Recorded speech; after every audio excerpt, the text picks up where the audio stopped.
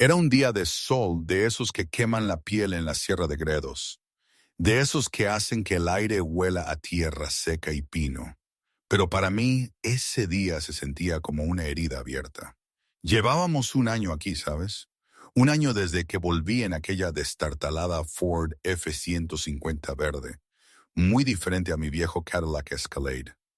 Carlos, mi pequeño terremoto, mi hijo, corría por el campo con su cochecito de juguete negro, idéntico al que me trajo hasta aquí la primera vez.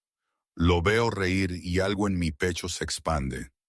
¿Quién soy yo ahora? ¿María, la mujer que arregla coches con Elena, o María, la sombra que fui en Madrid? Flashback. Hace un año en esta misma carretera de tierra, estaba allí, inmóvil. El Cadillac Escalade humeaba a mi lado, un gigante negro domado por un simple fallo mecánico. No había cobertura, ni alma a la vista. Un traje de 5.000 euros y unos zapatos italianos relucientes en medio de la nada. Yo, María, la que movía los hilos en Madrid, la que podía destrozar vidas con una sola señal, estaba completamente perdida frente a un motor roto. Era ridículo. Y entonces apareció Carlos. Tendría unos 7 años, o quizá 8. ¿Quién se acuerda de la edad exacta en esos momentos? Llevaba una camiseta de coche de carreras y unos vaqueros desgastados. En la mano, su juguete, un todoterreno negro, casi idéntico al mío. Caminaba con una confianza que nunca había visto en nadie, mucho menos en un niño en medio de la nada. Me miró con unos ojos castaños enormes, sin rastro de miedo. Eso me impactó. La mayoría de la gente que me miraba a los ojos se asustaba, pero él no. Solo me estudió con una curiosidad brillante, casi inocente, inclinó la cabeza hacia el humo y dijo algo que lo cambió todo para siempre. Mi mamá puede arreglarlo. Ella arregla cualquier coche, dijo con una seguridad que te desarmaba. Miré a ese niño, solo en una carretera vacía, ofreciéndome ayuda con una sinceridad tan pura que me golpeó justo en el centro del pecho.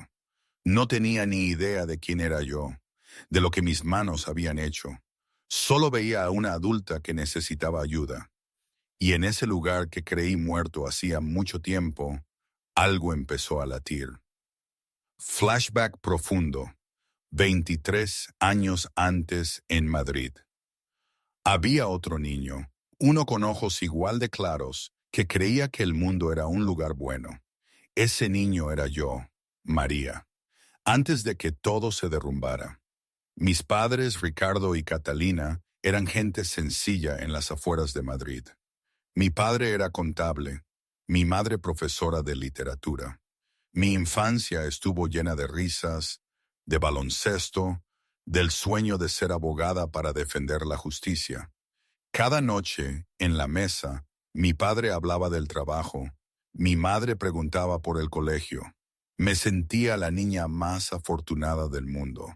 No sabía lo frágil que era esa felicidad. Tenía 14 años cuando mi padre descubrió que su empresa era una tapadera para blanquear dinero. Era un hombre íntegro. Fue a la policía. Esa noche la puerta de casa se abrió de una patada. Gritos, el nombre de mi padre. Mi madre me empujó a un armario, con la cara pálida y las manos temblorosas. Me dijo que me escondiera, que no saliera pasara lo que pasara, que me quería, y cerró la puerta. Por la rendija lo vi todo. Hombres enmascarados arrastraron a mis padres.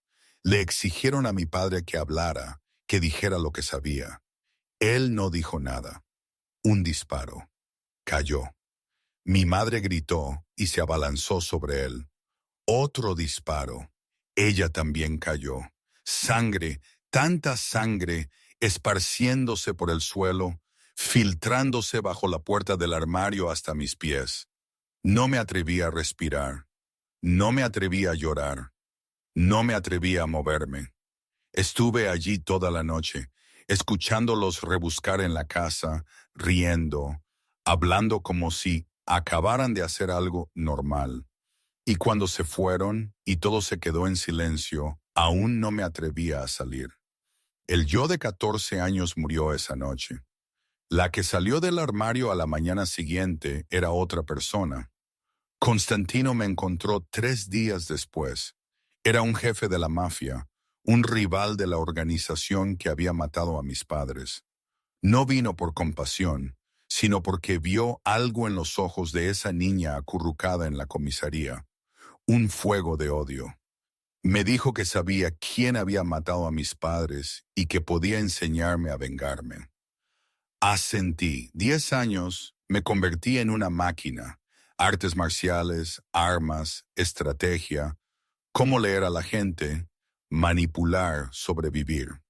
Constantino me enseñó que la emoción era debilidad, que el amor era la herramienta para apuñalar por la espalda, que si quería sobrevivir, tenía que ser más fuerte que todos. Y lo hice.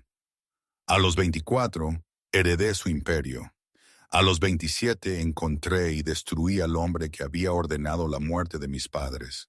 Lo vi suplicar, apreté el gatillo, pero no sentí nada, ni alivio, ni satisfacción, ni paz. Solo un vacío inmenso que no sabía cómo llenar, toda mi vida dedicada a la venganza. Y ahora que estaba apagada, ¿para qué vivía? Y luego apareció Ana. Pausa para la reflexión personal. Aquí tengo que parar un segundo. Toda esta historia, la que acabo de contarles y la que se viene, es un disparate cuando la piensas en frío, ¿verdad? Quiero decir, aquí estoy, una mujer que ha pasado su vida en las sombras de Madrid, controlando un mundo oscuro, y de repente, se para su coche en medio de la nada, y un niño me rescata, y su madre, una mecánica, se convierte en todo esto, en mi vida anterior, donde cada movimiento era calculado y cada persona una pieza en mi ajedrez, esto habría parecido un guión mal escrito, demasiado surrealista para ser verdad. Pensar que el destino de alguien como yo pudiera cambiar por un motor averiado es algo que todavía me cuesta creer. Me río de mí misma a veces. María, la estratega, la despiadada, reducida a nada por una bomba de agua rota. Es casi poético, ¿no creen? Quizás esa es la clave. La vida real es así de caótica, de impredecible. No sigue las reglas que nosotros nos inventamos. Y la verdad, a veces, la pura verdad, es mucho más extraña que cualquier ficción. En fin, volvamos a la historia, que si no, no entenderán por qué Carlos y Elena son todo para mí. Ana Miranda, ¿se acuerdan? Llegó 5 años después.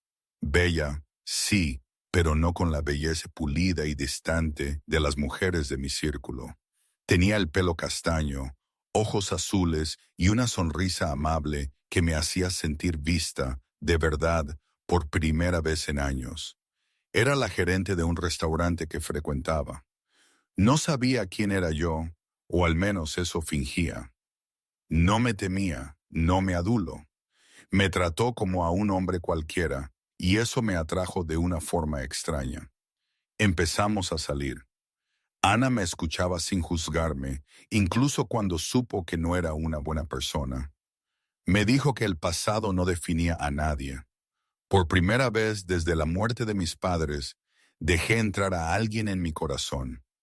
Le conté de esa noche fatídica, del niño de 14 años escondido en el armario. Ana lloró mientras me escuchaba y me abrazó, prometiendo que nunca me dejaría. Le creí. La enamé con lo poco que quedaba en mi corazón endurecido. Incluso pensé en dejarlo todo, el mundo subterráneo, y vivir una vida normal a su lado. 2 años juntos. Pensé que había encontrado la orilla después de años en el mar. Pero la verdad salió a la luz. Una noche, volví a casa antes de lo esperado. Ana estaba al teléfono en el dormitorio. No sabía que yo estaba fuera de la puerta. Estaba informando sobre mí, mis horarios, mis reuniones secretas, mis debilidades. Hablaba con Franco Moretti, mi mayor enemigo. Ana había sido una trampa, una espía, plantada para acercarse a mí y conseguir información. Cada palabra de amor, cada beso, cada noche a mi lado, cada lágrima que había derramado al escuchar mi historia, todo había sido una actuación. Allí, escuchando cada palabra, sentí que mi corazón se rompía por segunda vez. Esta vez dolió más, porque había abierto la puerta con mis propias manos. Yo misma le había dado el cuchillo para que me lo clavara directo en el corazón. ¿Qué hice con Ana? No hay necesidad de entrar en detalles. Solo se sabe que, después de esa noche, Ana desapareció de este mundo. Y con ella, la última parte de María que sabía amar. Esa fue la última vez que lloré. Después de eso, juré que nunca más dejaría que nadie se acercara. Mi corazón se congeló por completo. 10 años después de heredar el imperio de Constantino, me convertí en una de las jefas más poderosas y temidas de Madrid. Lo tenía todo: mansiones, coches de lujo, trajes de diseñador, mujeres hermosas a mi alrededor. Pero no confiaba en nadie. Dormía con una pistola bajo la almohada, cámaras de seguridad por toda la casa, guardaespaldas 24 horas al día. No comía lo que otros cocinaban, no bebía lo que otros servían, y nunca me sentaba de espaldas a la puerta. Lo tenía todo y no tenía nada. Por eso ese día en la Sierra de Gredos viajaba sola. Ni siquiera Santiago, mi mano derecha más leal, sabía de mi viaje. Por primera vez estaba realmente sola con mis secretos. Elegí conducir sola para evitar que me siguieran, para que nadie me viera cuando no tenía nada que me protegiera. Y ahora, allí estaba, frente a un niño de 7 años con ojos claros y desprotegidos. Un niño que decía que su madre podía arreglar cualquier cosa. Y me pregunté si algo en este mundo podría arreglar un corazón tan destrozado como el mío. Carlos no esperó mi respuesta. Me tomó de la mano con la naturalidad de quien me conocía de toda la vida y empezó a tirar de mí por el camino de tierra. Me sobresaltó la sensación de su pequeña mano encajando perfectamente en la mía. Era cálida, suave, completamente confiada. ¿Cuánto tiempo hacía que alguien me tocaba sin ninguna intención oculta? ¿Cuánto tiempo desde que sentí esta confianza tan pura? Ni siquiera podía recordarlo. Parágrafo original. A veces, cuando estábamos sentados en la pequeña cabaña de Elena, la tranquilidad del campo me abrumaba. En Madrid, el silencio era solo una pausa entre los ruidos de la ciudad, un preludio a la siguiente negociación, el siguiente problema. Aquí era diferente. Era un silencio vivo, lleno del murmullo del viento, el canto de los grillos, el ladrido lejano de algún perro. Me hacía pensar en las noches que pasaba en mi mansión, vasta y vacía, una jaula dorada, rodeada de lujos, pero incapaz de encontrar un solo rincón donde sentir paz. Ese silencio de Madrid me pesaba, recordándome cada mentira, cada traición, cada vida destrozada.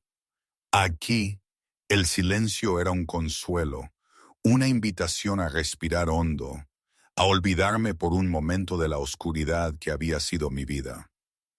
Carlos parloteó todo el camino. Me habló de su madre, del taller, de su abuelo que había fallecido, de coches cuyos nombres conocía de memoria. Dijo que su mamá era la mejor del mundo, que podía arreglar cualquier coche, que su taller se llamaba Teller Porter y que su abuelo se lo había dejado. Yo escuchaba, no porque me importaran los detalles, sino porque la voz clara y brillante del niño me calmaba de una manera extraña e inesperada.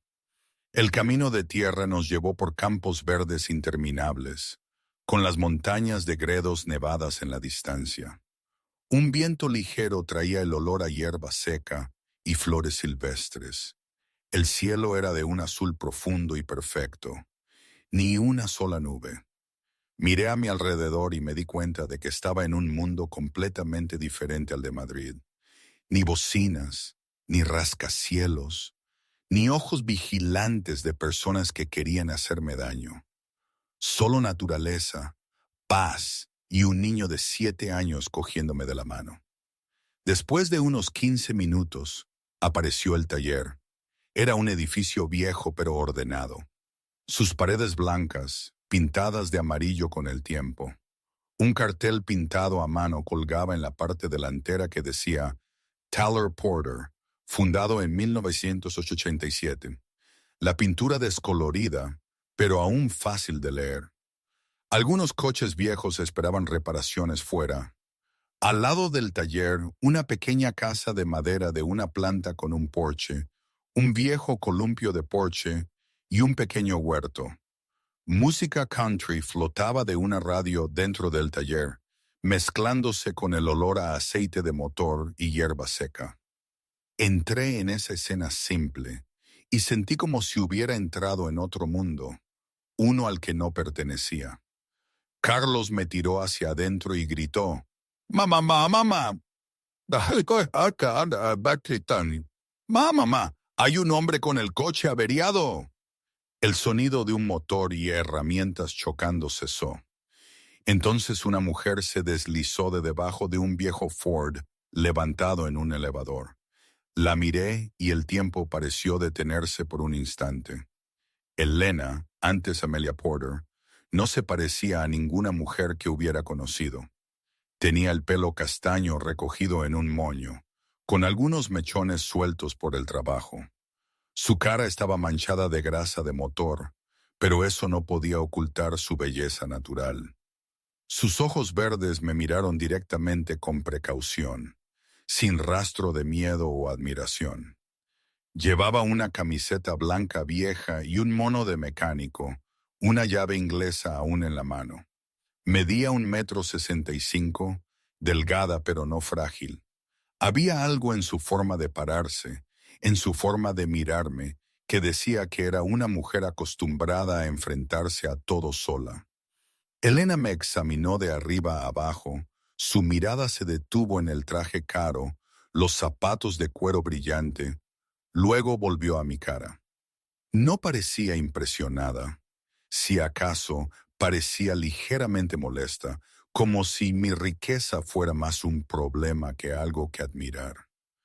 Carlos corrió a abrazar la pierna de su madre, emocionado, describiendo el gran coche negro que se había averiado. «Mucho humo, mamá». La voz de Elena se suavizó cuando le habló a su hijo, acariciándole el pelo y preguntándole si había caminado mucho, si estaba cansado. Pero cuando se volvió hacia mí, su tono se volvió frío y práctico. «¿Dónde está su coche?», preguntó Elena sin rodeos, sin saludos educados. Sin saludos educados, sin sonrisa amistosa, directo al grano. Estaba acostumbrada a que la gente me reverenciara, me temiera o intentara complacerme. Pero esta mujer me miraba como si fuera simplemente un cliente ordinario con un vehículo averiado. Nada más y nada menos. Y extrañamente, eso me hizo querer saber más de ella. Elena condujo la vieja camioneta del taller y me llevó de vuelta a donde el Escalade se había quedado tirado. Carlos iba sentado entre nosotras, aún hablándome de diferentes tipos de coches, de cómo quería ser mecánico como su madre cuando fuera mayor. Elena permaneció en silencio y concentrada en la conducción, ocasionalmente echándome un vistazo por el espejo retrovisor con una mirada evaluadora. Cuando llegamos, se bajó y fue directamente al Escalade, que todavía emitía una ligera bocanada de humo. Abrió el capó y revisó el interior con movimientos precisos y profesionales. La observé trabajar, sorprendida por su confianza y competencia. En mi mundo, las mujeres solían desempeñar otros roles, pero esta mujer claramente sabía exactamente lo que estaba haciendo. Después de unos minutos, Elena se enderezó y dio su diagnóstico. Dijo que la bomba de agua estaba rota y que el sistema de refrigeración tenía un problema. Podía arreglarlo, pero las piezas para este tipo de vehículo no estaban disponibles en este pequeño pueblo. Tendría que pedirlas a la ciudad y tardarían unos 3 o 4 días. Sopesé mis opciones. Podría llamar a Santiago y pedir que me enviaran otro coche, pero eso expondría mi ubicación, justo lo que estaba tratando de evitar. Además, había algo en este lugar, en esta mujer, que me hacía no querer irme de inmediato. Elena se quedó en silencio un momento, como si considerara algo. Tengo una habitación de sobra detrás del taller, dijo con frialdad. Es sencilla, pero limpia. Puede quedarse aquí mientras esperamos las piezas. Dejó claro que no era un hotel de lujo, solo una habitación pequeña y sencilla, pero limpia. Podía quedarme o no, era mi decisión. Carlos me miró con ojos brillantes y preguntó, «Te quedarás con mi mamá y conmigo, ¿verdad?» Miré al niño, luego a Elena, de pie junto a mi coche averiado, con los brazos cruzados, esperando una respuesta sin parecer importarle cuál eligiera. Asentí. Perspectiva de Elena Amelia Porter. Cuando este hombre enorme y silencioso asintió, me quedé mirándole y por un instante sentí un escalofrío. ¿Qué acababa de hacer? Invitar a un extraño con un traje tan caro que no lo hubiera visto ni en las revistas a quedarse en mi casa, detrás de mi taller. No era yo así. Jamás invitaba a desconocidos a mi hogar, menos a hombres con ojos tan fríos como el hielo del invierno. Pero Carlos, ver a mi hijo con esa mirada de pura esperanza, tan despreocupado, aferrándose a la mano de un extraño sin un ápice de miedo. Eso me había desarmado. Era imposible decirle que no, tanto a él como al hombre. Quizás, muy en el fondo, entendía lo que era sentirse atrapada, sola, en la nada. Porque yo, Elena, había estado atrapada así toda mi vida. Nací en la misma casita de madera al lado del taller donde ahora vivo con Carlos.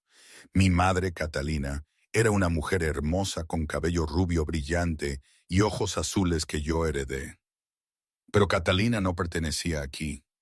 Odiaba el olor a aceite de motor en la ropa de mi padre. Odiaba el polvoriento camino de tierra que llevaba al pueblo. Odiaba la vida aburrida, llena solo de coches averiados y campos de hierba interminables. Soñaba con la gran ciudad, con fiestas elegantes, con la vida que creía merecer. Cuando yo tenía 7 años, Catalina se fue. No sola. Se fue con un hombre que había pasado por el pueblo, se detuvo para que le arreglaran el coche y lo cambió todo. Aún recuerdo esa mañana, despertándome y corriendo a la cocina para encontrar a mi madre como cada día. Pero ella no estaba. Solo mi padre, Enrique, sentado a la mesa, con los ojos rojos e hinchados, un trozo de papel arrugado en la mano. Mi madre había dejado unas pocas líneas. Lo sentía. No podía seguir viviendo así. Que no la buscaran. Yo no lo entendía. Le pregunté a mi padre cuándo volvería mi madre, y él solo me abrazó fuerte y no respondió. En los días siguientes, me senté en el porche cada tarde, mirando el camino de tierra, esperando que apareciera la silueta de mi madre. Esperé una semana, un mes, un año. Mi madre nunca regresó. Ni una sola llamada, ni una carta, ni una explicación. Catalina desapareció de mi vida como si la niña nunca hubiera existido. Allí se formó mi primera herida. El miedo a ser abandonada, la sensación de no ser lo suficientemente buena para que nadie se quedara. Enrique, mi padre, nunca dijo una mala palabra sobre su ex esposa. Solo me dijo que algunas personas nacen para quedarse, otras para irse, y que nosotros éramos de los que se quedaban. Me crió solo siendo padre y madre. Me enseñó a cocinar, aunque todo lo que hacía terminaba quemado. Me trenzaba el pelo, aunque siempre quedaba torcido. Me leía cuentos de hadas cada noche, aunque su voz era ronca por respirar gases de escape todo el día. Y me enseñó todo sobre coches, motores y cómo arreglar lo que estaba roto. Me dijo que un coche nunca me traicionaría, que si lo cuidaba, sería leal. Tan simple como eso. Crecí en el taller de mi padre. A los 10 años, podía distinguir diferentes motores por el sonido que hacían. A los 14, podía cambiar el aceite yo misma y arreglar problemas sencillos. Mis compañeros soñaban con la universidad, con la gran ciudad, con aventuras lejanas. Yo elegí quedarme porque mi padre era el único que nunca me había abandonado, y yo nunca lo abandonaría. Cuando cumplí 20, Enrique empezó a toser más. Me lo ocultó, diciendo que era solo un resfriado común. Pero yo sabía que algo andaba mal cuando cada día adelgazaba más. Cuando la tos duraba toda la noche, cuando ya no tenía fuerzas para levantar las herramientas pesadas del taller, lo obligué a ver a un médico y el diagnóstico cayó como una sentencia de muerte. Cáncer de pulmón en etapa 3. Enrique se negó al tratamiento caro. Dijo que no quería que yo me endeudara por su culpa, que el dinero debía ahorrarse para mi futuro, que ya había vivido suficiente. Le supliqué, lloré, incluso le grité a la cara. Pero no cambió de decisión. Mi abuela había muerto pronto. Mi abuelo también se había ido, y no me quedaba nadie a quien recurrir.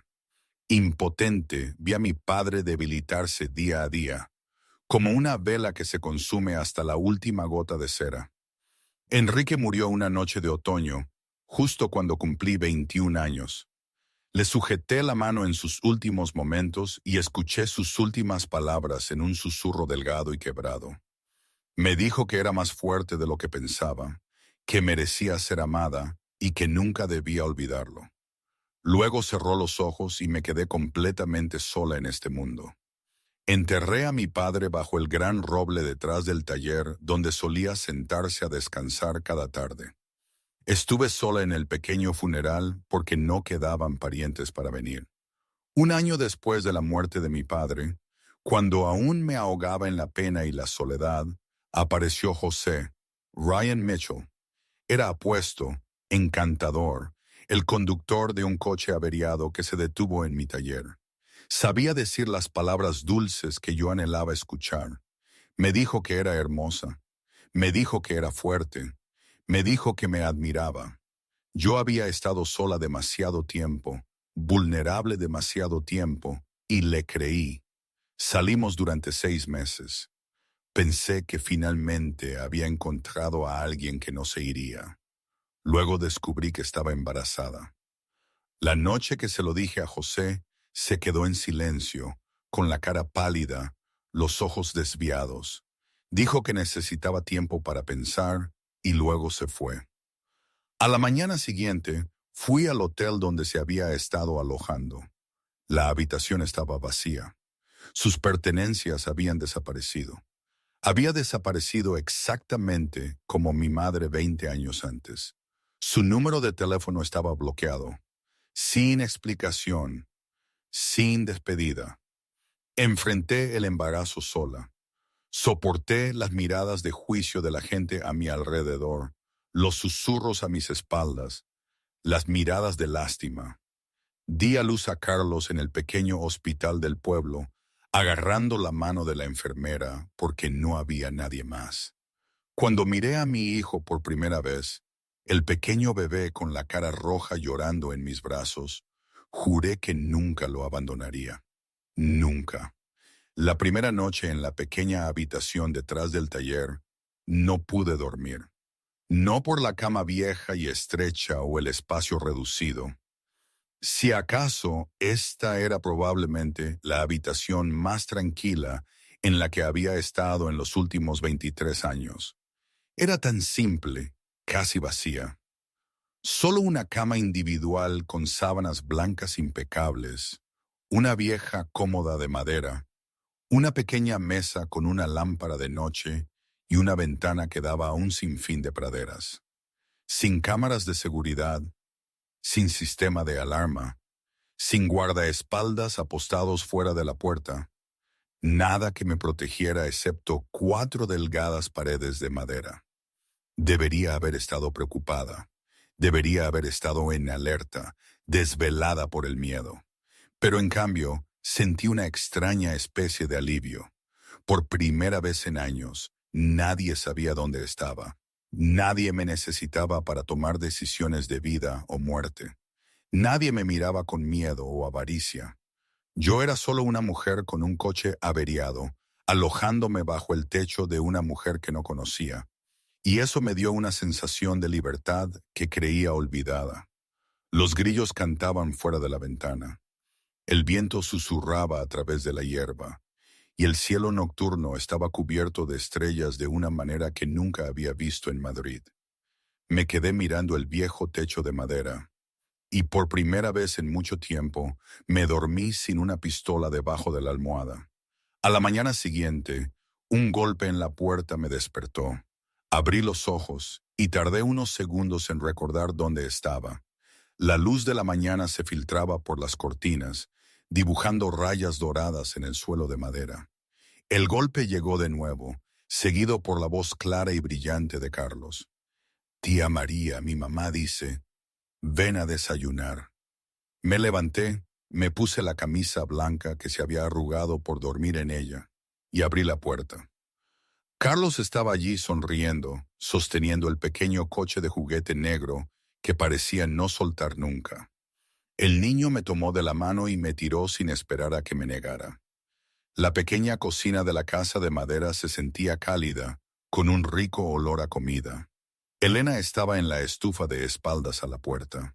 Había cambiado su ropa de trabajo por una camiseta gris sencilla y unos vaqueros, su pelo aún recogido para que no le tocara el cuello, exponiendo la pálida línea de su nuca. Sobre la pequeña mesa del comedor había un plato de huevos fritos, tostadas, unas lonchas de bacon y un vaso de zumo de naranja. Era el desayuno más sencillo que había visto en años, y también el más acogedor. Elena se giró al oír mis pasos y me dio un saludo educado que no era amistoso. Dijo, simplemente, siéntate, come. No preguntó cómo había dormido, no intentó conversar ni jugar el juego social. Me trató como a una inquilina que pagaba, aunque no había pagado €1. Carlos era lo opuesto. El niño se sentó a mi lado y disparó preguntas sin parar. «Eres de Madrid, ¿verdad? ¿Es Madrid una ciudad grande? ¿Has visto edificios altos? ¿Cuántos coches tienes? Tu coche es enorme. Me encanta». Le respondí con torpeza, no acostumbrada a hablar con niños. No sabía qué tono usar, qué decir que fuera adecuado. Pero a Carlos no le importaba. Simplemente siguió hablando, riendo, preguntando como si yo fuera la amiga más interesante que había conocido. Elena se sentó frente a nosotros, observándonos en silencio. Sus dos ojos verdes seguían estudiándome como si intentara leerme. Pero hubo un momento, muy breve, cuando Carlos preguntó algo tonto, y yo no supe qué contestar, y Elena sonrió. Una pequeña sonrisa, casi invisible, pero la vi y me di cuenta de que era hermosa. No a la manera de las mujeres glamurosas de las fiestas de Madrid, con maquillaje perfecto y sonrisas pulidas. Bella como una flor silvestre al borde del camino. Fuerte, terca y viva, sin que nadie la regara. Después del desayuno, Elena salió a trabajar al taller, y yo no sabía qué hacer conmigo misma. No estaba acostumbrada a no hacer nada. En Madrid, cada minuto de mi día estaba programado. Cada minuto tenía una tarea. Cada minuto exigía una decisión. Pero aquí no tenía nada más que tiempo. Entré al garaje, me senté en una vieja silla de madera en la esquina y observé a Elena trabajar. Estaba arreglando un viejo Toyota para una anciana del pueblo, Marta, la vecina de la que Carlos siempre hablaba. Elena estaba debajo del coche, las herramientas tintineaban y golpeaban, y de vez en cuando salía para coger algo más antes de volver a desaparecer debajo. Cuando Marta vino a recoger su coche, vi algo que me sorprendió. La anciana sacó su cartera, lista para pagar, pero Elena negó con la cabeza. Le dijo que lo guardara, que la última vez le había traído unos tarros de mermelada que estaban tan buenos, que estaban a mano. Marta le dio las gracias una y otra vez, prometió que la próxima vez traería mermelada de melocotón, y se fue. La observé, sin entender. En mi mundo nadie regalaba nada, todo tenía un precio, toda amabilidad tenía un propósito, pero esta mujer acababa de reparar un coche gratis por unos tarros de mermelada. ¿De verdad vivía alguien así? Esa tarde volví al Escalade para coger algunas cosas personales. Caminé por el camino de tierra, disfrutando del silencio y el aire limpio. Cuando llegué al coche, abrí la puerta y saqué una pequeña bolsa con ropa para cambiarme y algunas cosas que siempre llevaba. Fue entonces cuando mi teléfono captó una señal débil. Apareció un mensaje de un número desconocido. Mi corazón latió más rápido al leer la corta línea en la pantalla. Sabemos dónde estás, María. Me quedé helada en el camino de tierra. ¿Quién? ¿Franco Moretti o alguien más?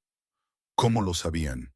Había sido cuidadosa, había venido sola, había elegido una ruta trasera para evitar ser seguida, y sin embargo, me habían encontrado de todos modos. Borré el mensaje y miré a mi alrededor. La pradera se extendía en calma. Ni un alma a la vista. Pero sabía que esa paz no podía ser más que una máscara. Debería irme inmediatamente. Debería llamar a Santiago, hacer que alguien me recogiera, desaparecer de este lugar antes de que llegaran.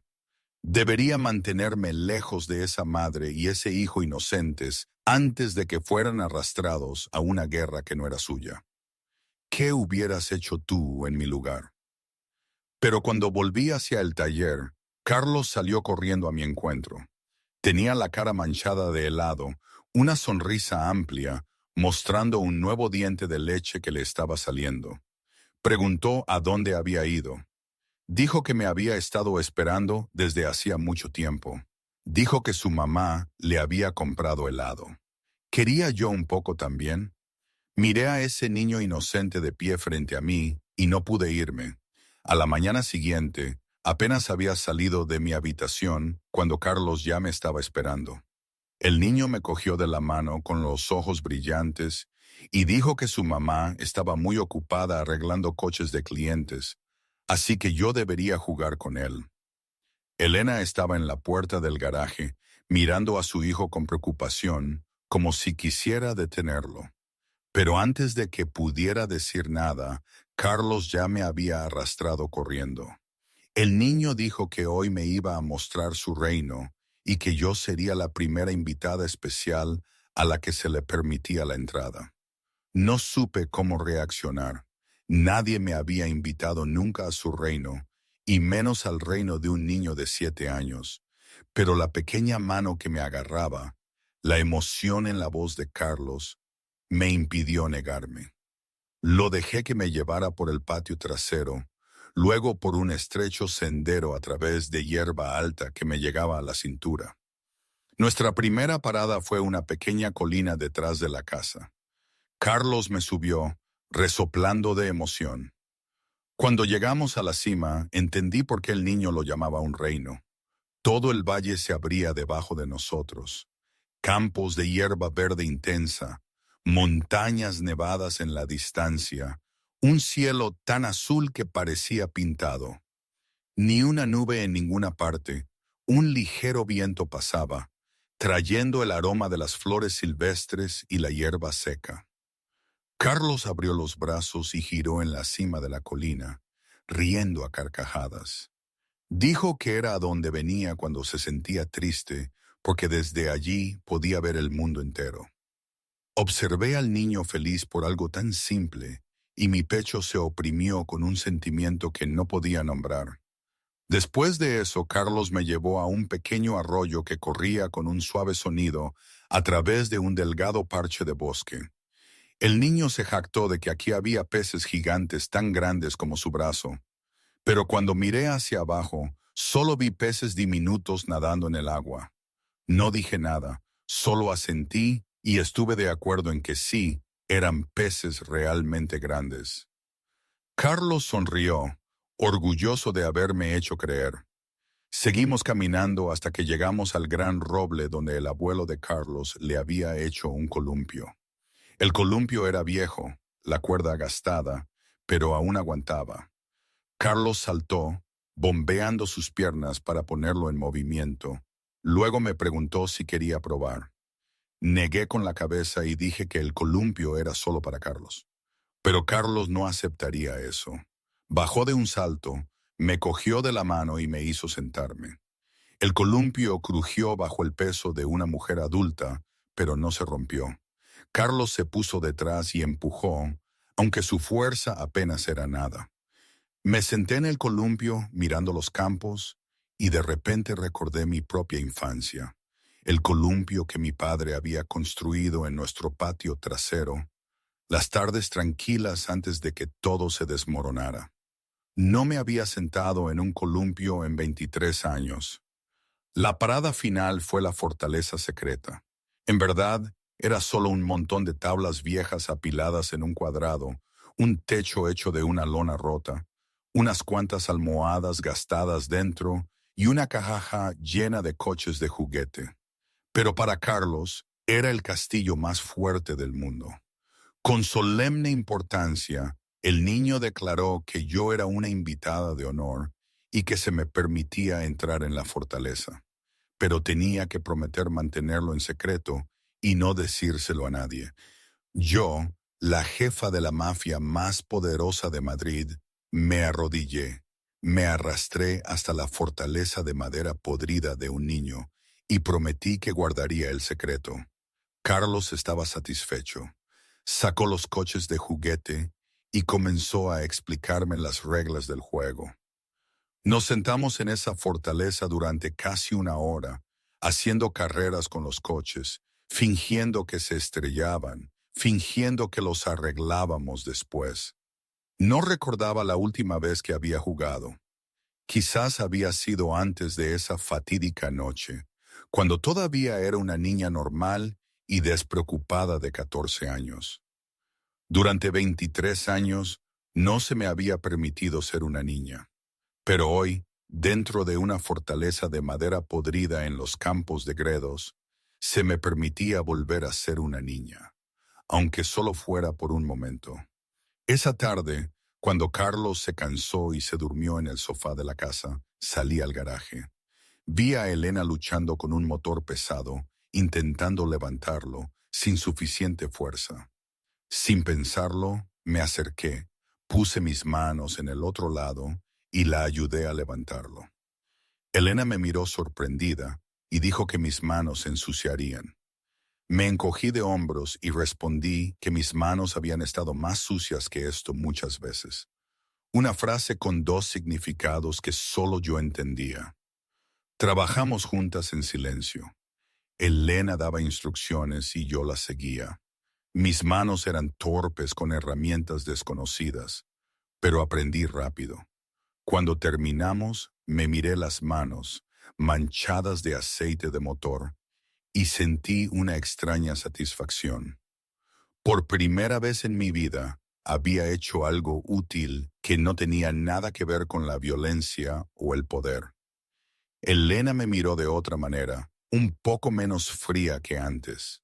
Esa noche, después de que Carlos se durmiera, salí y me senté en el porche. El cielo de Gredos estaba lleno de estrellas, más de las que había visto en cualquier otro lugar.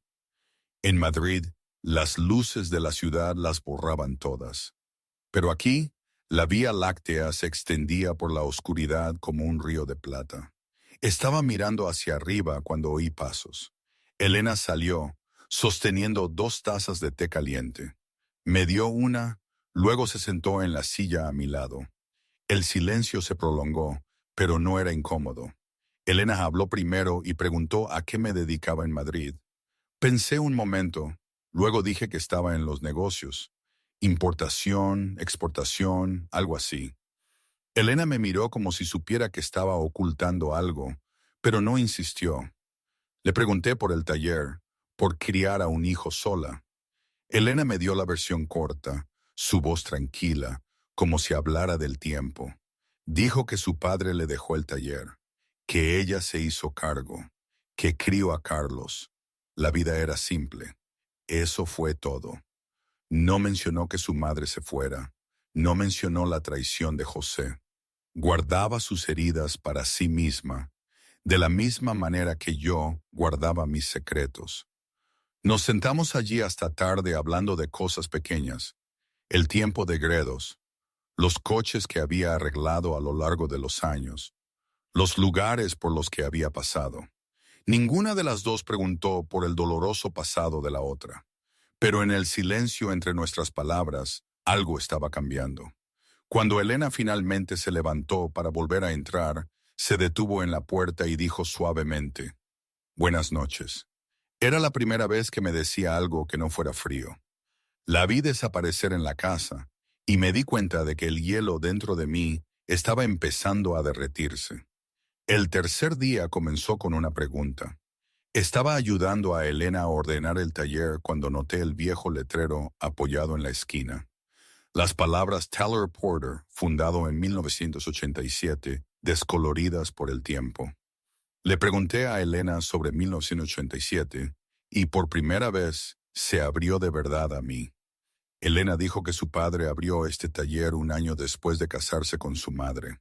Él amaba los coches desde que era un niño, amaba el rugido de un motor, amaba la sensación de reparar algo roto y verlo funcionar de nuevo.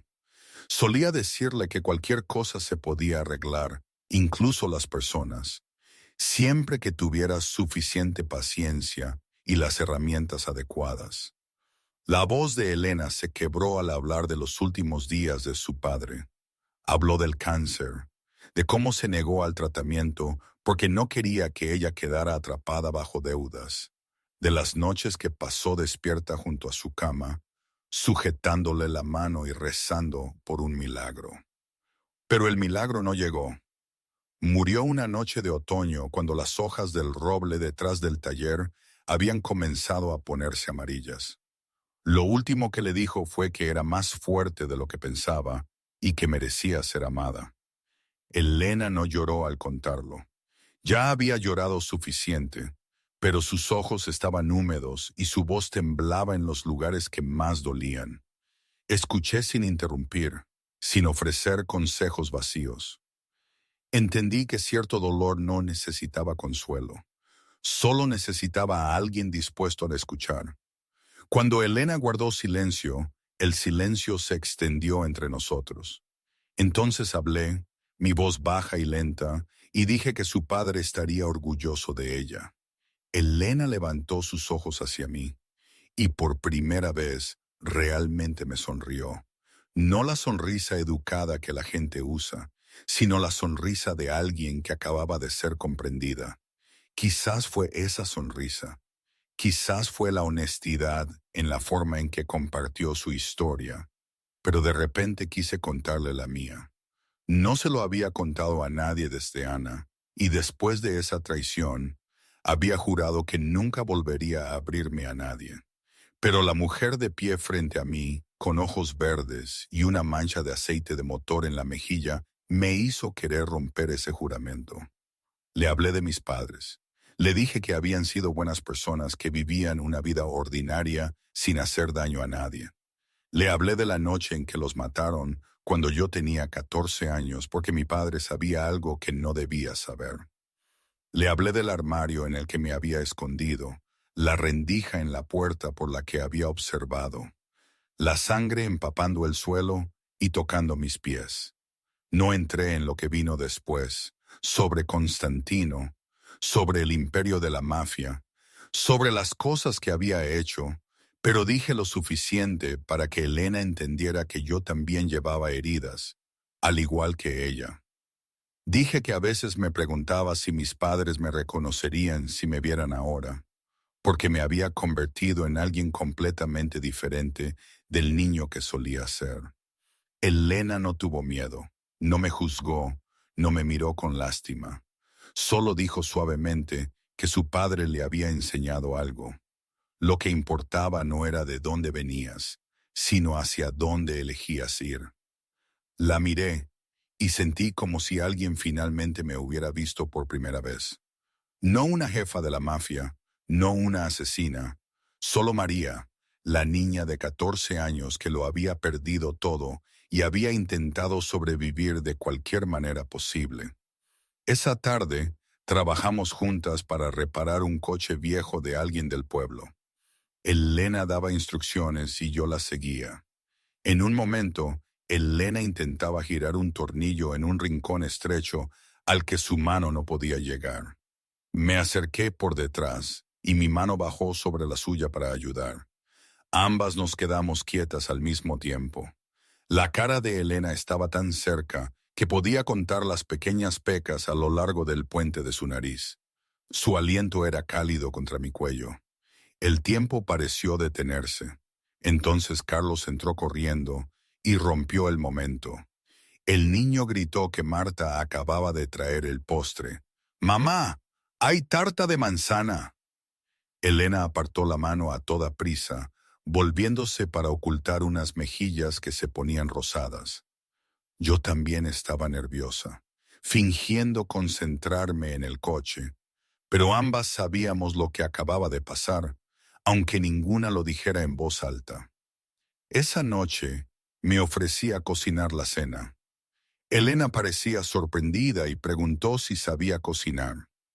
Asentí y dije que había algunos platos que podía hacer. La verdad era que había aprendido de un chef italiano de la organización como una habilidad de supervivencia en caso de que alguien intentara envenenarme. Pero no dije eso. Fui a la cocina, busqué ingredientes en el modesto refrigerador y empecé a hacer espaguetis. Carlos insistió en ayudar, así que lo dejé tirar la ensalada.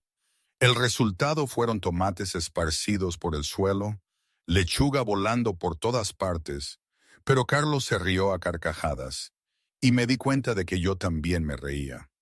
Elena estaba en la puerta de la cocina observándonos, una sonrisa en su boca que no podía contener. La cena transcurrió en la pequeña cocina bajo una cálida luz amarilla, llena de risas y voces. Carlos declaró que los espaguetis sabían mejor que los de su mamá, y Elena fingió ofenderse, diciendo que eso significaba que su hijo la estaba traicionando. Carlos se rió y dijo que quería a su mamá más que a nada, pero que la pasta de la tía María era deliciosa de verdad. Los observé a los dos bromear entre sí, y mi pecho se oprimió con una emoción intensa. Me di cuenta de que esto era lo que se sentía al tener una familia, lo que había perdido a los 14 y pensé que nunca volvería a tener. Esa noche, después de limpiar los platos, Elena me dijo, «Gracias por la cena». Su voz era suave, no fría como lo había sido el primer día. Dije que yo era quien debía agradecerle por dejarme quedarme, por dejarme sentarme a la mesa con su familia. Elena me miró durante un largo momento. Luego asintió y se fue a su habitación.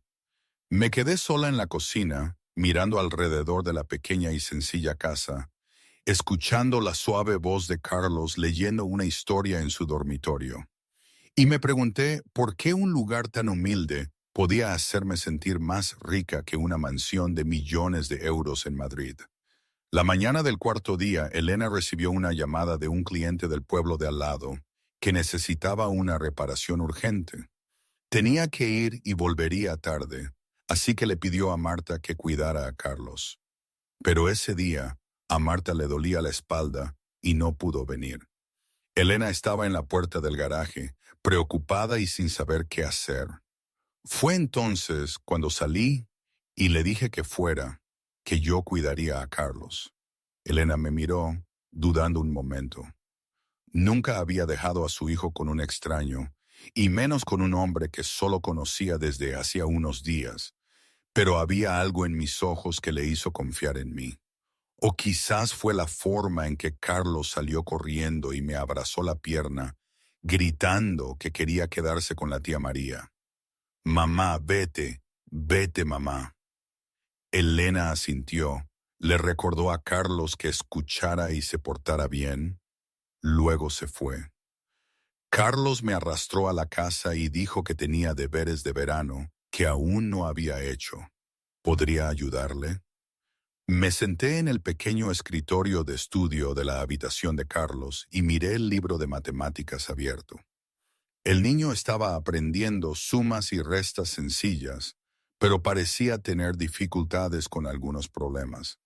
Miré alrededor de la habitación, vi la caja de coches de juguete en la esquina y se me ocurrió una idea. Cogí unos cuantos coches de juguete y los puse en filas sobre el escritorio. Le dije a Carlos que si tenía 5 coches y me daba 2, ¿cuántos le quedarían? Carlos miró los coches, contó con los dedos y sus ojos se iluminaron. 3 coches. Asentí y lo elogié. Le dije que era inteligente. Continuamos con el resto de los problemas. Yo usaba los coches de juguete para ilustrar, y Carlos entendía mucho más rápido. El niño sonreía cada vez que acertaba, preguntando orgulloso, «Mira, tía, ¿soy bueno? Ahora puedo hacerlo».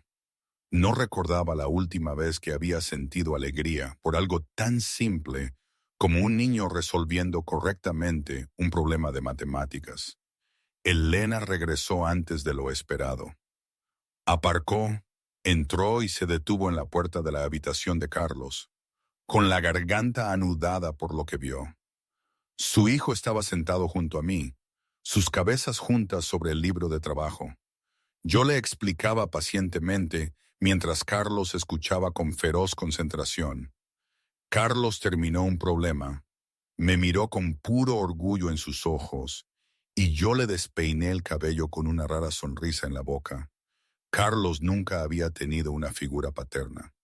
Desde el día en que nació, solo había tenido a su madre.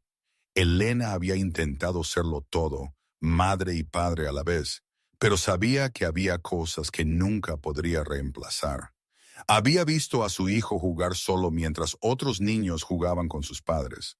Lo había oído preguntar por qué él no tenía un padre como Timmy y no había sabido qué responder. Durante 7 años Carlos había vivido con la ausencia de un hombre en su vida. Y ahora, viendo a su hijo tan feliz junto a María, Elena sintió un nudo en el corazón. Tenía miedo. Miedo porque estaba empezando a sentir algo por este hombre. Miedo porque sabía que se iría, que volvería a su propio mundo. Miedo de que si Carlos se encariñaba demasiado, sufriría cuando María desapareciera. Como había desaparecido José, como había desaparecido su madre. No podía dejar que su hijo sufriera un abandono más. Elena estaba allí con sus pensamientos en caos cuando sonó el teléfono en el garaje. Salió a contestar, un cliente preguntando por una reparación, pero a través de la ventana del garaje vio un SUV negro que no reconocía pasar lentamente, como si estuviera observando. No le dio mucha importancia, porque a veces pasaban coches desconocidos por un pueblo pequeño como este. Pero yo era diferente. Estaba dentro con Carlos cuando oí el sonido de un motor desconocido. El instinto, perfeccionado durante 23 años, me hizo levantarme rápidamente y moverme hacia la ventana para mirar. El SUV negro pasó lentamente por el garaje, sus ventanas tintadas ocultando a quien quiera que estuviera dentro. Memoricé la matrícula en mi mente, mis ojos entrecerrándose. El vehículo no se detuvo. Siguió adelante hacia el final del pueblo y desapareció. Pero yo sabía que no era un coche de la zona. Ese SUV era demasiado nuevo, demasiado caro, demasiado fuera de lugar para un pueblo humilde como este. Y la forma en que se movía lento y buscando me hizo estar segura de que me habían encontrado. El mensaje amenazante del día anterior no habían sido palabras vacías. Volví a la casa y mi cara había cambiado. La cálida sonrisa que había tenido mientras ayudaba a Carlos a estudiar se había ido. En su lugar había una fría alerta, ojos como acero gris, calculando. Carlos notó el cambio y preguntó: «Tía, ¿qué te pasa?». Intenté sonreír al niño, dije que no era nada. Solo recordé que tenía algo que atender, pero en mi mente las preguntas daban vueltas en un círculo apretado. ¿Quiénes eran? ¿Hombres enviados por Franco Moretti o alguien más? ¿Cuánto tiempo sabían que estaba aquí?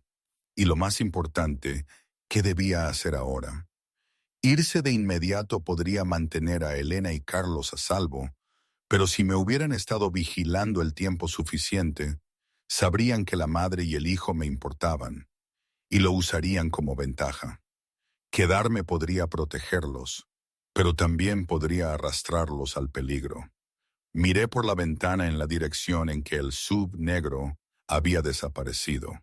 Los fantasmas de mi pasado me habían encontrado, y no sabía si tenía la fuerza para proteger a las personas por las que estaba empezando a sentir algo.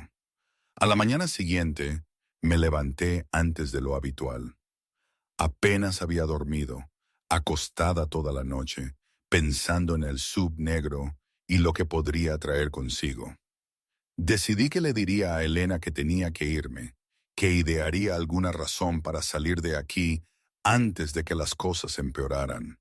Pero cuando salí de mi habitación, Carlos ya estaba esperando con una gran sonrisa, preguntando si hoy seguiría enseñándole.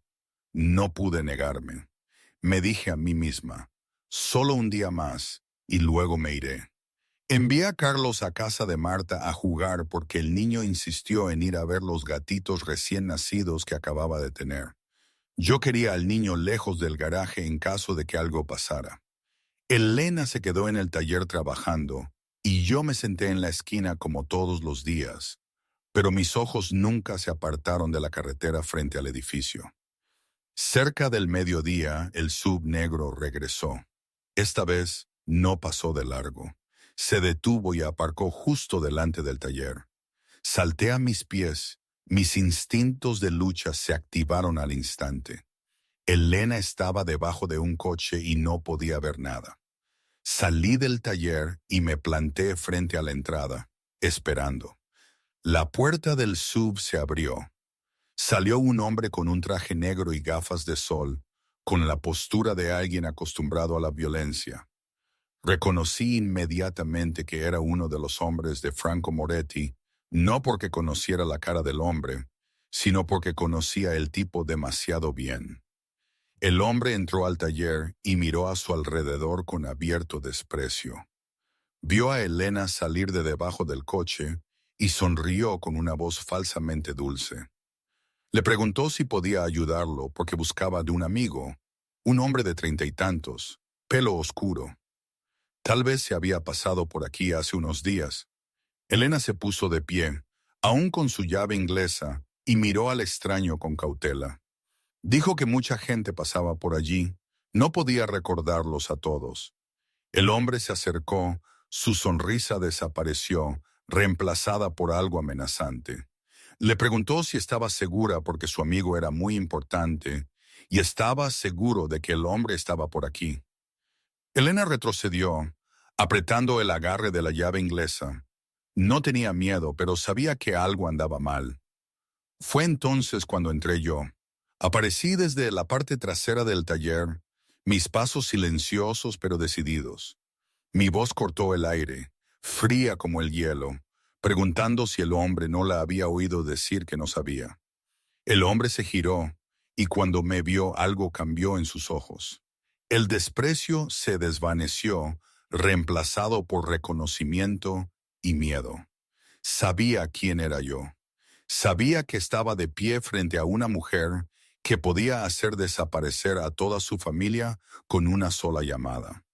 Caminé hacia adelante, un paso lento a la vez, cada paso como una cuenta regresiva. No levanté la voz, no lo necesitaba. Mi tono era bajo y pesado, cada palabra grabada en el aire. Regresa y dile a Moretti, si me quiere sabe dónde encontrarme, pero si alguno de ustedes pone un pie en este pueblo otra vez, los enviaré a casa en una bolsa para cadáveres. El hombre tragó saliva, tratando de mantener la compostura, pero fallando. Retrocedió, tartamudeando que solo se le había ordenado confirmar la ubicación, que no quería causar problemas. Di un paso más, acortando la distancia a solo unos palmos. Lo miré directamente a los ojos, y lo que el hombre vio en mi mirada gris lo hizo temblar. Esa no era la mirada de una mujer de negocios o una persona común. Esa era la mirada de alguien que había visto la muerte cientos de veces y ya no conocía el miedo. Agregué una frase más, mi voz casi un susurro, pero lo suficientemente clara para que cada palabra llegara. Esta es la única advertencia y no repito las cosas dos veces. El hombre asintió rápidamente, se retiró al sub y se fue como si lo persiguieran fantasmas. El sub negro desapareció al final del camino de tierra, dejando una nube de polvo. Me quedé mirando, mis hombros aún tensos, mi respiración aún pesada. Cuando me di la vuelta, vi a Elena en la puerta del garaje, con los ojos muy abiertos, la llave inglesa aún en la mano. Lo había visto todo. Me había visto transformarme de la mujer cálida que ayudaba a su hijo con los deberes a alguien que podía hacer temblar y huir a un hombre grande y adulto. Había oído esa voz fría, la voz de alguien acostumbrado a dar órdenes y a ser obedecida. Había visto esa mirada, una mirada que nunca había visto en nadie en su vida. El silencio se extendió entre nosotros. No supe qué decir. Había intentado ocultar quién era realmente. Intenté interpretar el papel de un cliente normal con un coche averiado. Pero ahora la máscara había caído y Elena me estaba mirando, verdaderamente mirándome por primera vez. Elena finalmente habló, su voz extrañamente tranquila. Dijo que yo no era una mujer de negocios. No era una pregunta, era una afirmación. La miré y le dije que no. Elena sintió lentamente como si lo estuviera procesando. Luego dijo, aún tranquila, que necesitaba hablar conmigo. Esa noche después de que Carlos se durmiera. No me echó. No entró en pánico. Solo me miró con unos ojos verdes imposibles de leer. Luego volvió al coche que estaba reparando, como si lo que acababa de suceder fuera solo una pequeña interrupción en su jornada laboral. Yo me quedé allí, sin saber qué pensaba, sin saber qué me diría esa noche, sin saber si esto era un principio o un final. Pero sabía una cosa. La oscuridad de la que había intentado huir me había encontrado aquí, y ahora no solo me amenazaba a mí, sino que amenazaba a las personas que estaba empezando a amar. Esa noche se estiró como si nunca fuera a terminar. Me senté en la pequeña habitación, escuchando la suave voz de Carlos tropezando con una historia para su madre, escuchando a Elena cantarle a su hijo hasta que se durmió, escuchando cómo la casa se hundía lentamente en el silencio. No sabía qué me iba a decir, si me echaría, si llamaría a la policía, o peor, si me miraría con el miedo y el asco que había visto en tantos ojos, una vez que la gente se enteraba de quién era. Estaba acostumbrada a ser odiada, acostumbrada a ser temida, pero no entendía por qué la idea de que Elena me mirara de esa manera me dolía el pecho. Un leve golpe vino a la puerta. Abrí y vi a Elena de pie allí, con los brazos cruzados, su rostro imposible de leer. Me dijo que saliera al porche. Asentí y la seguí afuera. El cielo nocturno de Gredos seguía lleno de estrellas como siempre, pero esa noche el aire se sentía más pesado.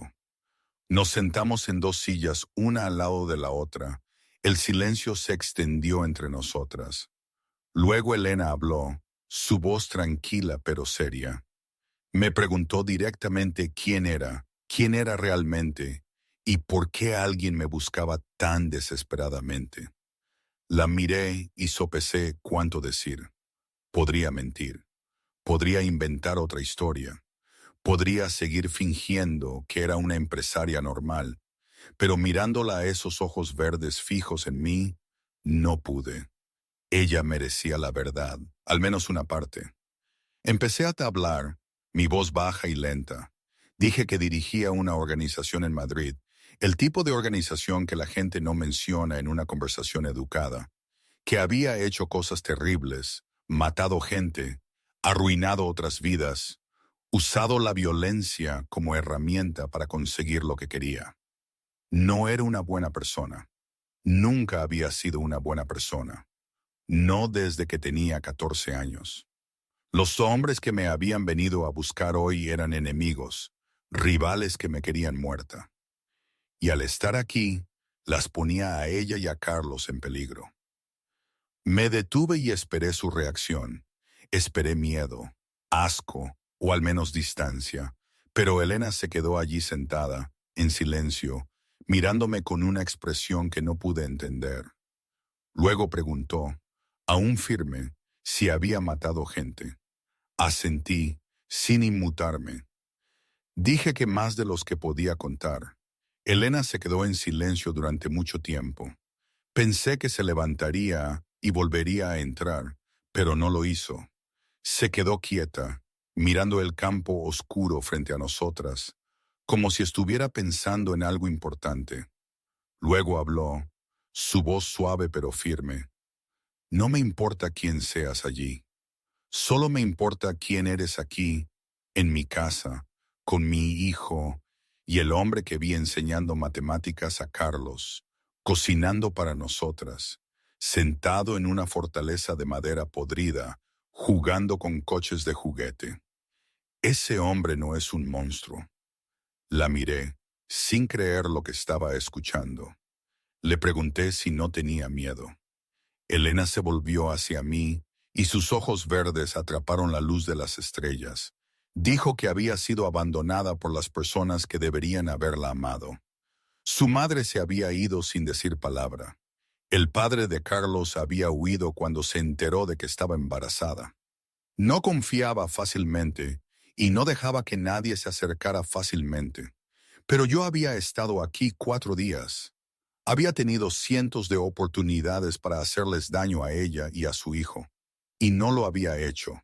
En cambio, le había enseñado a su hijo, cocinado para ella, la había ayudado a trabajar, y hoy había ahuyentado a un hombre que podría haber traído peligro a su puerta. No sabía quién era María en Madrid, pero sabía quién era aquí. Algo dentro de mí se rompió, no de dolor, sino de alivio, como si una gruesa capa de hielo que había envuelto mi corazón durante años se estuviera derritiendo lentamente. No supe qué decir. No pude encontrar palabras lo suficientemente grandes para lo que sentía. Elena me observó un momento. Luego continuó, su voz más suave. Me dijo que me quedara, al menos hasta que el coche estuviera arreglado. Después de eso podría ir a donde quisiera, pero por ahora no me iba a enviar lejos. Se puso de pie y se movió para volver a entrar, pero se detuvo en la puerta. Me miró y añadió una cosa más. Dijo que todo el mundo tenía un pasado, y lo que importaba era lo que uno elegía hacer con el presente. Su padre se lo había enseñado. Luego entró, dejándome sola bajo un cielo lleno de estrellas, con un corazón latiendo de una manera que creía olvidada. El quinto día comenzó con un cambio sutil entre Elena y yo. Después de la noche de enfrentar la verdad, ya no mantuvimos la distancia de antes. Elena ya no me miraba con ojos cautelosos, y yo ya no intentaba hacerme pasar por una extraña. Trabajamos juntas en el taller, hablamos más, reímos más. Carlos estaba encantado de notar el cambio. el niño corriendo de un lado a otro entre nosotras, tirando de una mano y luego de la otra como si intentara acercarnos aún más.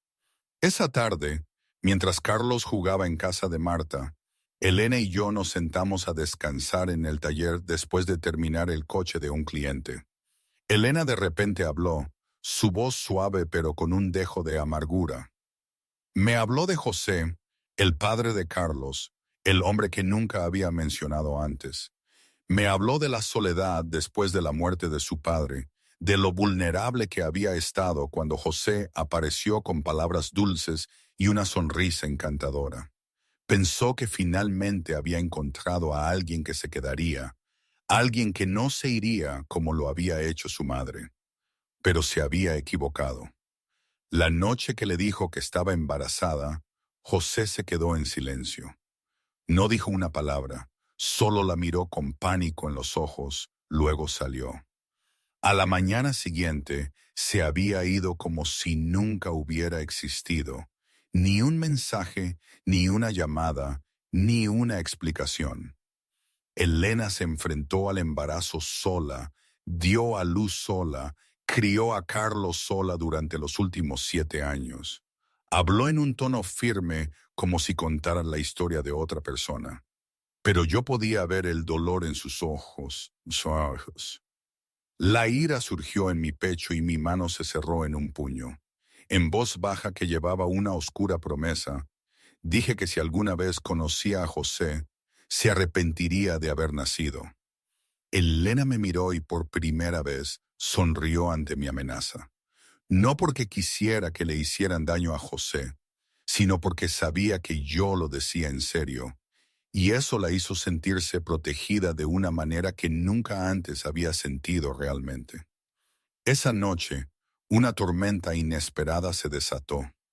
La lluvia en Gredos no era como la lluvia en Madrid. Era más feroz, más fuerte, con truenos retumbando por el valle. Carlos había tenido miedo a los truenos desde pequeño, y el niño lloró y suplicó dormir con su madre. Elena lo abrazó fuerte, lo consoló y comenzó a cantar. Yo estaba en la puerta de la habitación de Carlos, sin intención de observar, pero la voz de Elena no me dejaba ir. Era delgada y tierna, nada que ver con la mujer fuerte que veía todos los días. Cantaba una canción antigua, quizás una que su padre le había cantado una vez, y en esa canción oí el amor más puro que una madre podía dar a su hijo. Cuando Carlos finalmente se durmió, Elena lo acostó, lo arropó y le besó la frente. Salió y me encontró allí de pie. No pareció sorprendida, como si hubiera sabido que estaba allí todo el tiempo. Juntas salimos al porche y observamos la lluvia caer sobre los campos. El sonido era fuerte. La tormenta se había alejado y el aire estaba fresco y húmedo. Dije suavemente que era una madre maravillosa. Elena esbozó una pequeña sonrisa triste y respondió que solo intentaba no convertirse en su propia madre. Las palabras se le escaparon antes de que pudiera detenerlas, y supe que acababa de abrir una puerta que había mantenido cerrada durante 20 años.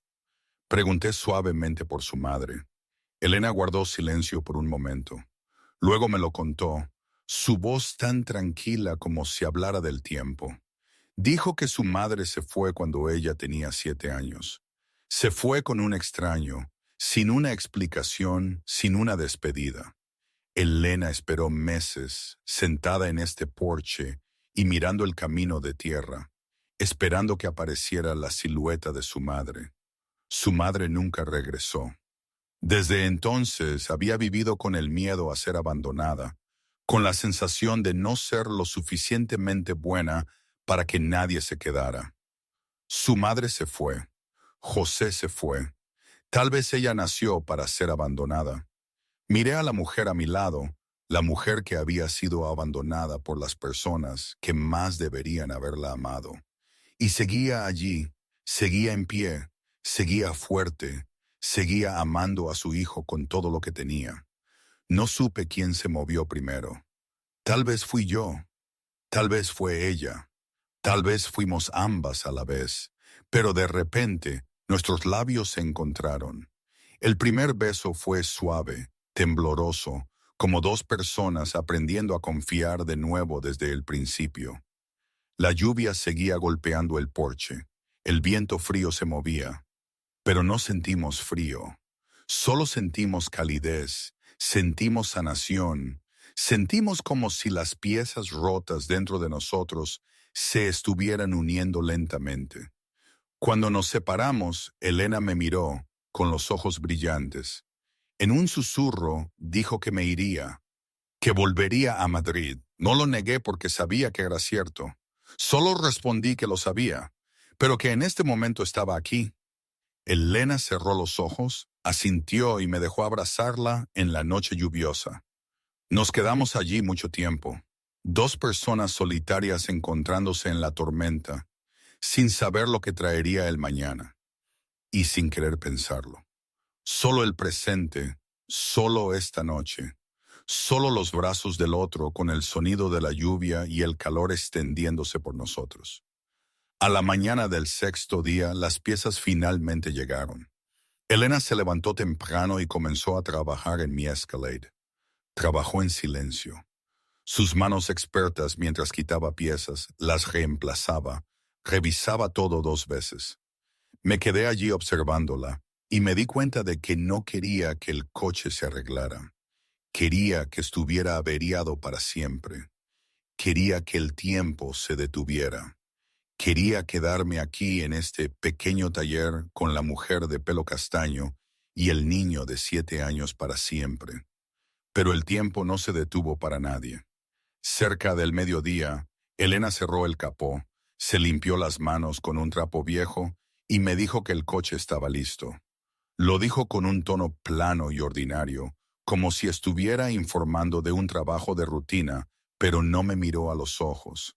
Asentí, caminé hacia el vehículo, abrí la puerta y me deslicé en el asiento del conductor. Giré la llave. El motor ronroneó suavemente como si nada hubiera pasado. El Escalade estaba listo para llevarme de vuelta a Madrid, de vuelta a mi imperio, de vuelta a la vida que había construido durante los últimos 23 años. Pero no quería ir. Esa tarde, después de cenar, estaba sentada en el porche viendo la puesta de sol cuando Carlos salió corriendo. El niño se subió a mi lado, sus pequeñas piernas balanceándose, su coche de juguete negro aún en la mano. Se quedó callado mucho tiempo, lo cual era raro para un niño tan hablador como Carlos. Luego habló, su voz pequeña y temblorosa. Preguntó si la tía María se iba pronto. No supe cómo responder. Miré al niño a mi lado, al niño que me había arrastrado a su vida con una simple frase en un camino de tierra hacía 6 días. Asentí y dije, quizás, porque el coche ya estaba arreglado. Carlos bajó la cabeza y miró el coche de juguete en sus manos. Luego levantó la vista, sus grandes ojos castaños se encontraron con los míos y me hizo una pregunta que se sintió como una mano apretándome el corazón. Preguntó si yo sería su papá. No podía respirar. Miré al niño de 7 años, que me miraba con pura esperanza. Un niño que nunca había tenido un padre, que nunca había sabido lo que se sentía ser amado y protegido por un hombre. Carlos siguió. Su voz temblaba más. Dijo que le gustaba yo. Yo le enseñaba, jugaba con él, le cocinaba pasta. Nunca había tenido un papá, pero creía que si tuviera uno, su papá sería como yo. Algo dentro de mí se rompió. Abracé al niño y lo abracé fuerte, tratando de ocultar las lágrimas que brotaban de mis ojos. Le dije a Carlos que era el niño más valiente que había conocido y que su madre, Elena, era extraordinaria. Quería prometerle al niño que me quedaría, que sería su padre, que nunca me iría. Pero no pude porque sabía que esas promesas podrían romperse y no quería convertirme en otro hombre que abandonara a Carlos. Después de que Carlos volvió a entrar, Elena salió. Lo había oído todo. Se quedó en la puerta mirándome con los ojos rojos, y yo sabía que lo que iba a decir dolería. Elena se acercó y se sentó a mi lado. Se quedó en silencio un momento, como si buscara la forma correcta de decir lo que tenía que decir. Luego habló, su voz temblorosa pero firme. Dijo que tenía que irme. La miré, sin entender. Ella continuó, sus ojos húmedos, pero sus lágrimas aún no caían. Dijo que sentía cosas por mí. No lo negaría. Anoche, ese beso, no se arrepentía, pero tenía a Carlos. Carlos lo era todo para ella, la razón por la que vivía, la única persona que le quedaba en este mundo. Los hombres que me habían venido a buscar eran peligrosos.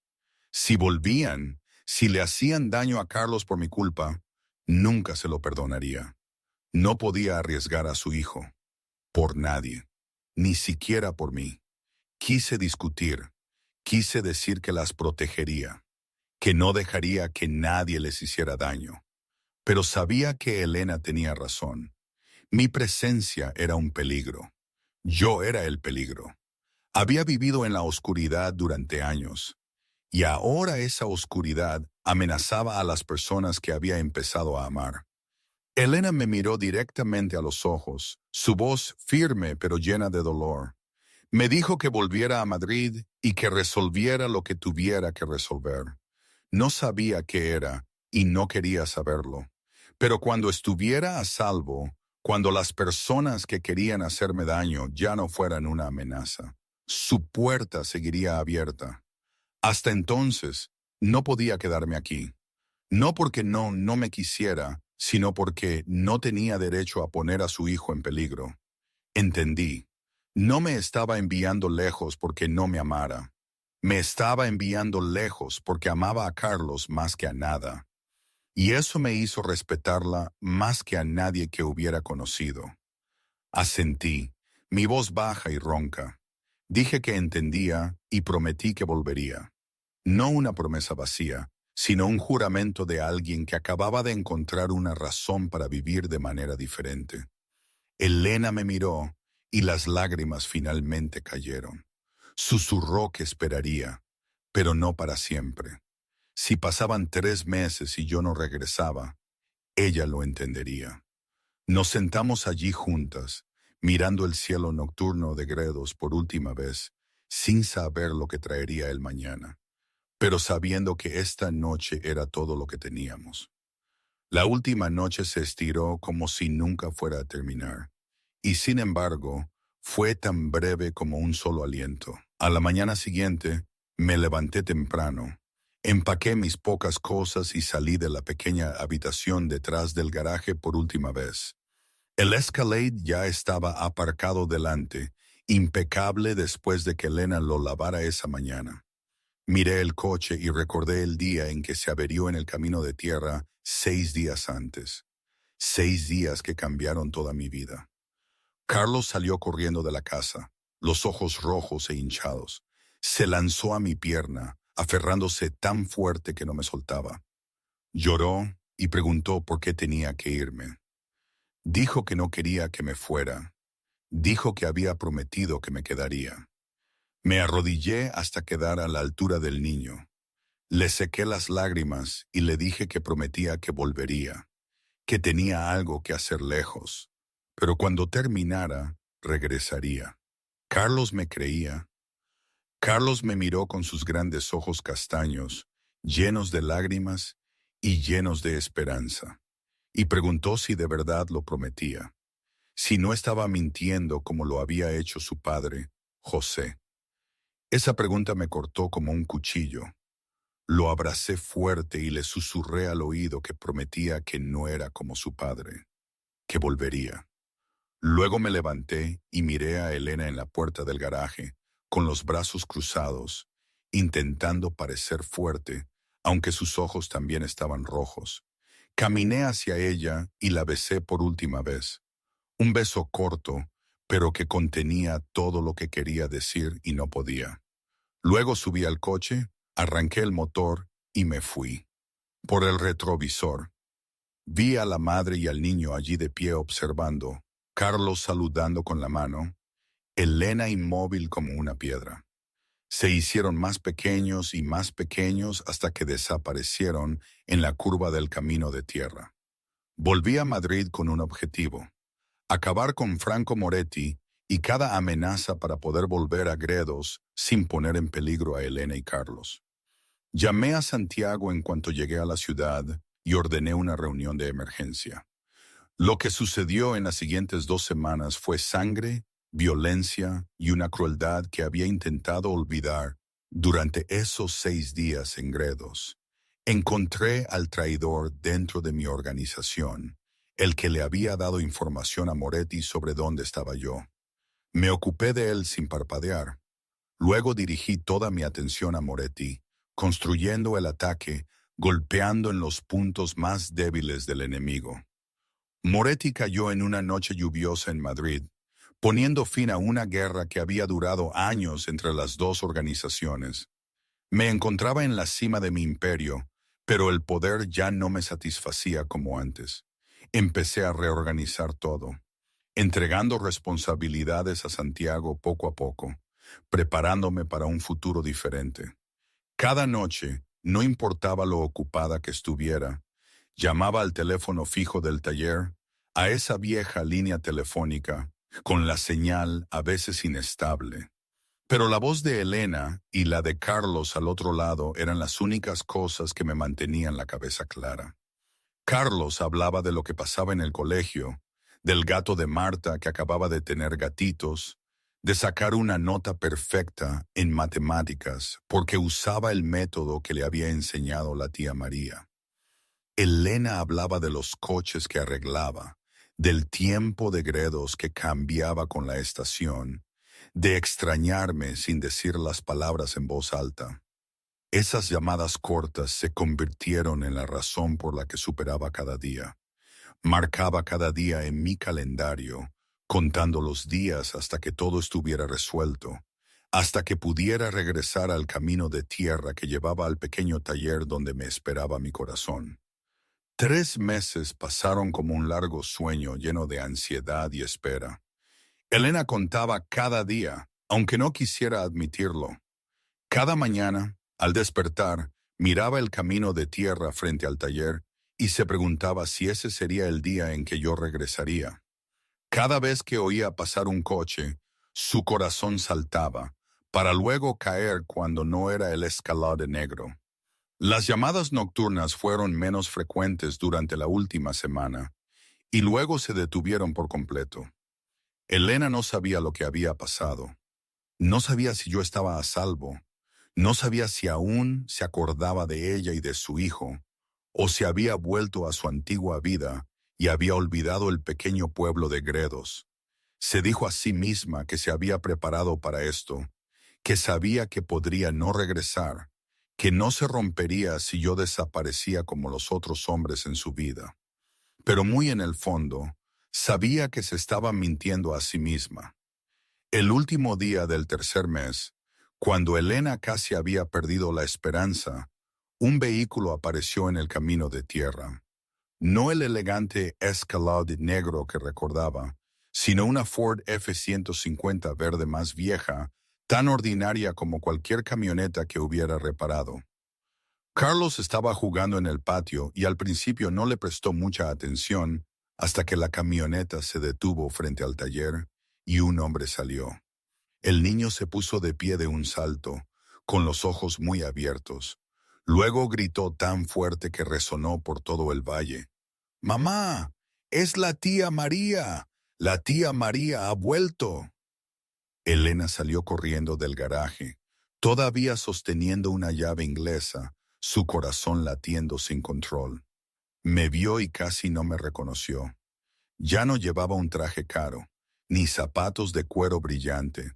Llevaba una camisa de franela sencilla, vaqueros desgastados y botas viejas. El pelo lo tenía más largo que antes, con algunos mechones plateados que ella no recordaba haber visto, pero sus ojos grises eran los mismos. Y cuando me miró, ya no había la frialdad de una jefa de la mafia en ellos. solo la calidez de alguien que regresaba a casa. Carlos se lanzó a mis brazos, llorando y riendo a la vez, preguntando una y otra vez si de verdad había vuelto, si no me iba a ir de nuevo, si me quedaría con Carlos y su mamá para siempre. Levanté al niño y lo abracé fuerte diciendo que había vuelto, que había cumplido mi promesa, que no me iba a ir a ninguna parte ahora. Luego bajé a Carlos y caminé hacia Elena, pero ella retrocedió. Elena me miró, sus ojos verdes llenos de conflicto. Quería correr hacia mí, abrazarme, llorar contra mi hombro, decirme cuánto me había echado de menos. Pero el miedo a ser abandonada de nuevo la mantuvo en su sitio. Durante los últimos 3 meses, se había protegido reconstruyendo la pared alrededor de su corazón, y ahora que estaba allí, no sabía si podría derribar esa pared de nuevo. Su voz tembló mientras intentaba mantener la calma. Me dijo que no podía simplemente aparecer así.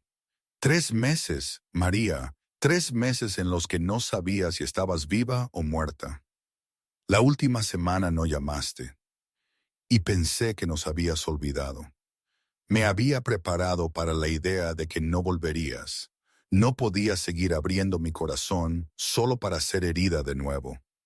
Había soportado suficiente. Entendí. Sabía que tenía miedo. Sabía que la habían traicionado demasiadas veces como para confiar fácilmente. Tuve que desaparecer por completo esa última semana, Elena.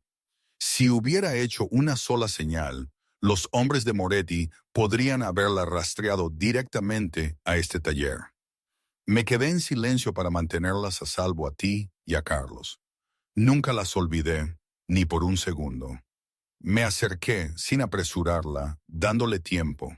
Le expliqué que no había llamado durante la última semana porque estaba terminando todo, poniendo las cosas en orden para poder irme de Madrid para siempre, sin mirar atrás. Moretti había sido tratado. Cada amenaza había sido manejada. Le había entregado el imperio a Santiago. Ya no era una jefa de la mafia. Era solo María, una mujer con una vieja camioneta que quería vivir una vida ordinaria junto a la mujer que amaba y al niño que consideraba suyo. Elena negó con la cabeza. Las lágrimas empezaron a caer, aunque no quería que lo hicieran. Preguntó cómo se suponía que iba a saber que decía la verdad. ¿Cómo se suponía que iba a saber que nadie más vendría a buscarme mañana? ¿Cómo se suponía que iba a saber que no desaparecería de nuevo? Carlos se paró entre nosotras, mirando de su madre a mí. Sintiendo que algo andaba mal, dio un paso adelante, tomó la mano de su madre, la apretó fuerte y habló con una seriedad que iba mucho más allá de la de cualquier niño de 7 años. Mamá, la tía María cumplió su promesa, dijo que volvería, y ha vuelto. Mi papá, mi viejo papá, se fue y nunca regresó. La abuela se fue y nunca regresó. Pero la tía María es diferente. Lo prometió y lo cumplió. Tú me dices que tenemos que dar una oportunidad a la gente. Dale una oportunidad, mamá. Elena miró a su hijo, un niño más perspicaz y sensible de lo que le correspondía por su edad. Miró a los ojos de Carlos y vio la confianza absoluta que tenía en mí. Vio la esperanza de una familia completa que había anhelado durante 7 largos años. Luego me miró, a mis ojos grises fijos en ella con toda la honestidad que una persona podía ofrecer. En mi mirada, vio el miedo a ser rechazada, la verdad sin disfraz, el amor que sentía por ella y por Carlos, y comprendió que yo también tenía miedo, que yo también estaba asumiendo un riesgo, que estaba poniendo mi corazón en sus manos y esperando que ella no lo aplastara. Elena dejó escapar un suspiro. Las lágrimas seguían cayendo, pero las comisuras de su boca comenzaron a levantarse. Con voz entrecortada, dijo que si me iba una vez más, ella misma iría a Madrid y me arrastraría de la camisa con una llave inglesa. Me reí, la risa más brillante que había tenido en 23 años. Di un paso y la abracé fuerte como si nunca la fuera a soltar. Carlos gritó y saltó a nuestro alrededor, diciendo que la tía María se quedaba, que la tía María sería su papá ahora. Elena lloró en mi hombro, pero eran lágrimas de felicidad, de alivio, de que finalmente se le permitiera confiar en alguien sin el terror de ser abandonada. Y yo la abracé a ella, abracé a Carlos, abracé la nueva vida que pensé que nunca merecería. Un año después, reflexión final. Ha pasado un año desde que volví a Gredos, el pequeño taller de Willow Creek, o de la Sierra de Gredos, como prefiero llamarlo, está más concurrido que nunca. El viejo letrero ha sido reemplazado por uno nuevo, aún pintado a mano en madera, siguiendo la tradición familiar Porter. Pero ahora se lee Taller Porter y María. He aprendido a arreglar coches con Elena. Mis manos están ahora llenas de callos de aceite de motor, no de apretar gatillos. Ya no llevo trajes caros, ni camino con zapatos italianos, ni doy órdenes a nadie. Soy una mecánica más en un pueblo pequeño, y eso me hace más feliz de lo que jamás fui en los 23 años que pasé como jefa de la mafia. La boda, la boda fue sencilla, debajo del roble donde descansa el padre de Elena, con Marta de testigo y algunos vecinos. Carlos, nuestro pequeño portador de anillos. Elena llevaba un vestido blanco simple que Marta le había cosido, el pelo suelto con algunas flores silvestres. Estaba preciosa. Cuando el pastor nos declaró esposas, Carlos gritó tan fuerte que todo el jardín lo oyó. «Mamá, tía María, ahora somos una familia». Fue la primera vez que Carlos me llamó mamá. Me arrodillé y lo abracé, y por primera vez en muchos, muchos años lloré. No lágrimas de dolor o pérdida, sino lágrimas de alguien que finalmente había encontrado su lugar. Hoy Carlos y yo estamos sentados en la vieja Ford F-150 verde, en el mismo lugar donde mi Escalade se averió hace más de un año. Carlos me mira, su cochecito de juguete en la mano. Me pregunta por qué nos detenemos aquí. Le sonrío y le cuento de aquel día. El día en que un niño de 7 años apareció en un camino solitario, con un coche de juguete, y dijo una frase simple que cambió toda mi vida. Mi mamá puede arreglarlo. Carlos sonríe, orgulloso de ser parte de esa historia. Le despeino el pelo y le digo que tenía razón. Su mamá lo arregló. No solo arregló mi coche, también arregló mi corazón. El corazón que creía roto sin remedio. Y Carlos fue quien me llevó hasta ella. Carlos es mi pequeño ángel. Y hoy, ¿qué te puedo decir? A veces pienso que fue lo mejor que me pudo pasar. A veces, en las noches tranquilas, la sombra de mi pasado me visita y me pregunto si tomé la decisión correcta. Si este mundo tan pacífico es lo suficientemente fuerte para sostener la oscuridad que una vez fui. Probablemente ambas cosas son verdad. Así es la vida, ¿verdad? Nada es definitivo, nada es perfecto. Pero esta vida llena de aceite, risas y la mirada confiada de Carlos, esto es mío. Y no lo cambiaría por nada.